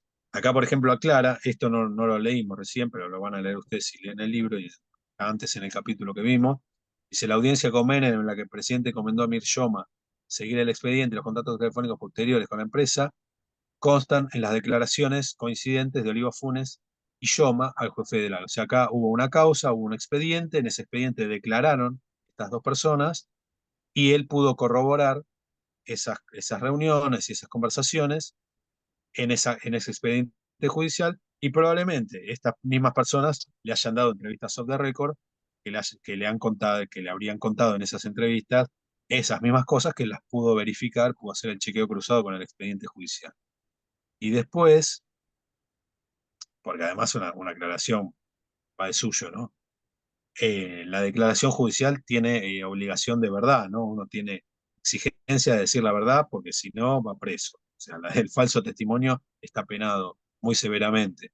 Entonces, en general, cuando uno declara ante un expediente, dice la verdad. Ante un periodista puede mentir, pero ante un expediente dice la verdad. Y acá dice la intervención decisiva de Cavallo para que se firmara la desgrabación a Swift en ausencia de González, que es justamente lo que leímos recién, esa conversación que seguía en Washington, fue revelada por el propio canciller en Clarín el 12 de enero. Esto puede haber pasado, yo no fui a ver la nota del 12 de enero de ese año, no sé cuál sería, el 90, no sé, pero esto puede pasar, que por ahí, supongamos que el ministro le dio un off the record, porque no quería hablar de esto, o no se lo quería contar a Berbisky, y después se lo contó a Clarín, porque cambió la circunstancia, porque le convenía contarlo, y se lo contó a Clarín. Y de esa manera corroboró lo que le habían contado off the record, el mismo Cavallo o el otro personaje que interviene en esa conversación. Así que, bueno, esto está bueno porque nos da un panorama también de lo que venimos hablando. Léanlo el libro, está bueno, está bueno. Por ahí tiene un poco de clima de época, y eso se pierde, pero integrantes. Bueno, está la grabación para que sigan. Lo último que les quería comentar, que quede grabado y de último lo ven igual, esto lo vamos a volver a mencionar, es el tema del off the record, justamente, que ahí se puede ver claramente, es el tema de que cuando uno utiliza el off the record en el relato, tiene que tener un cuidado para desviar la atención y no exponer a la persona que le dio el off the record, porque si no, está, como dicen, te mandan a espiar y tocas el timbre, ¿no? Bueno, está poniendo en evidencia algo que se supone que uno tiene que preservar, porque es lo que decía recién.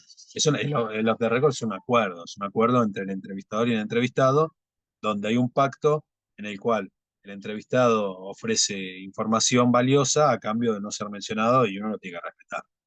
Hay historias de no respetar el off the record permanentes, pero bueno, podemos hablar de eso en otro momento. Para la próxima, ya estamos arrancando con las últimas dos clases, encuentros, y vamos a empezar a trabajar el tema del plot. De todas maneras, como el trabajo del plot se agota relativamente rápido, no sé si vamos a estar las dos clases enteramente dedicadas a eso. Vamos a hacer algunos repasos de cosas que hayan quedado, y sobre todo me interesa que podamos continuar con el trabajo de la introducción. Así que cualquier cosita, cualquier duda que tengan durante la semana, también me pueden consultar por mail, no el mismo día de la clase, todo bien igual, pero digamos, para que me dé tiempo, no pasa nada, solamente yo pueda responder y ayude a la dinámica del taller. Así que bueno, ya estamos entrando en el final. Cualquier cosa me consultan.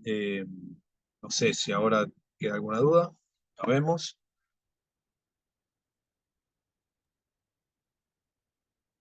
¿Está todo claro? Mañana les paso las plaquitas. Les voy a agregar esos 2 elementos que me quedaron afuera. No sé por qué. ¿Y qué más? El libro de Berbisky. Creo que nada más. Los videos, usen los links que les pasé para entrar si no pudieron, que ya los desbloqueé. Y con el de hoy voy a hacer lo mismo. ¿Quieren repasar algo? Bueno, no pueden acceder. Yo se los mando después también con las placas y las cosas y el material. Así que bueno, nos encontramos el miércoles que viene. Bueno, Abrazo. semana. Chao, gracias.